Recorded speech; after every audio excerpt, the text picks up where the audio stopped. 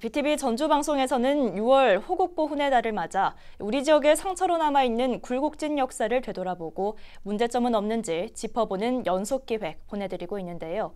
두 번째 순서는 호국 영령들을 기리는 추모시설의 문제점을 취재했습니다.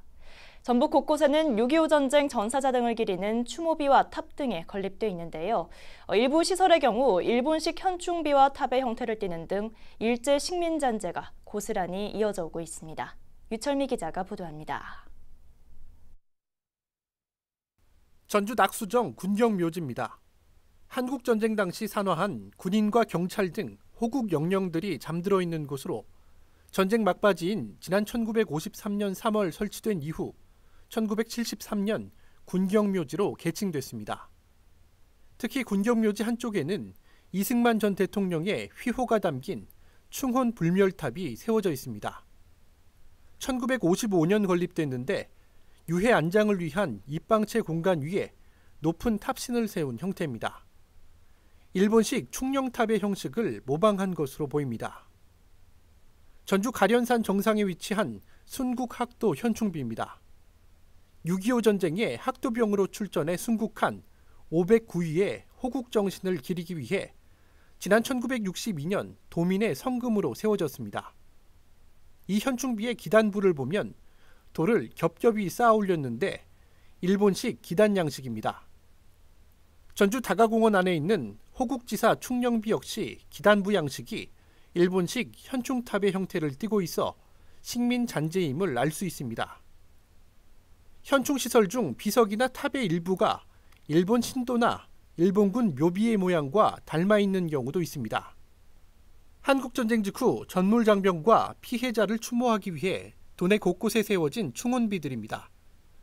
상단이 뾰족한 사각뿔 형태인데 이는 일본 황실의 권위를 나타내는 천총운검을 상징하는 겁니다.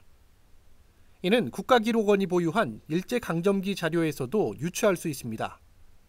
일제강점기인 1934년 생산된 것으로 추정되는 만주사변 조선군 전병사자 충혼비 설계 도면에서도 사각뿔 형태의 일본식 탑의 모습을 확인할 수 있습니다. 이들 현충시설의 공통점은 대부분 1950년대에서 1960년대 건립됐다는 점입니다. 일제강점기 체화됐던 식민잔재가 그대로 이어진 탓입니다. 일본 사람들은 조선을 말살하려고, 조선의 정신을 말살하려고 우리 문화와 우리 역사를 전부 다 왜곡하고 변형시켰거든요. 의도적으로, 계획적으로. 근데 그것이 우리는 몸에 배버려가지고 그 후대를 살아가는 일반 대중들이 몸에 배버려가지고 일본식이다, 왜곡된 거다라는 의식도 못하고 있는 것이기 때문에. 한편 이 같은 문제점을 인식해 개선한 지자체도 있습니다. 순창구는 일본 양식의 기존 비를 철거하고 대신 우리 전통 양식의 충혼불멸비를 새롭게 제작해 지난해 현충일에 맞춰 교체했습니다. 무주군도 설천면에 설치돼 있던 비석을 철거하고 새롭게 충혼탑을 건립했습니다. 한국 전쟁으로 나라를 위해서 희생하신 31명의 넋을 추모하기 위하여 건립한 충혼비인데 외진 곳에 설치되어 있고 그다음에 일본식 충혼비 양식을 취하고 있어서 친일 잔재 유형물 비석을 철거한 후에 장소를 이전해서 일제 식민의 잔재를 확인했다면 이를 교체하거나 최소한 이 같은 사실을 바로 알리려는 노력이 필요하다는 지적입니다.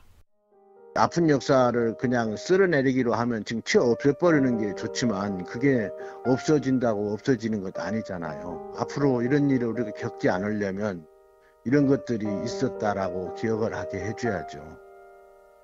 현충시설은 나라를 지킨 선조들의 희생정신을 기리는 시설입니다. 이 시설에 나라를 빼앗은 일제의 잔재가 남아있다면 적어도 후손들에게 바로 알릴 의무가 현재를 사는 우리에게 있습니다. BTV 뉴스 유철미입니다.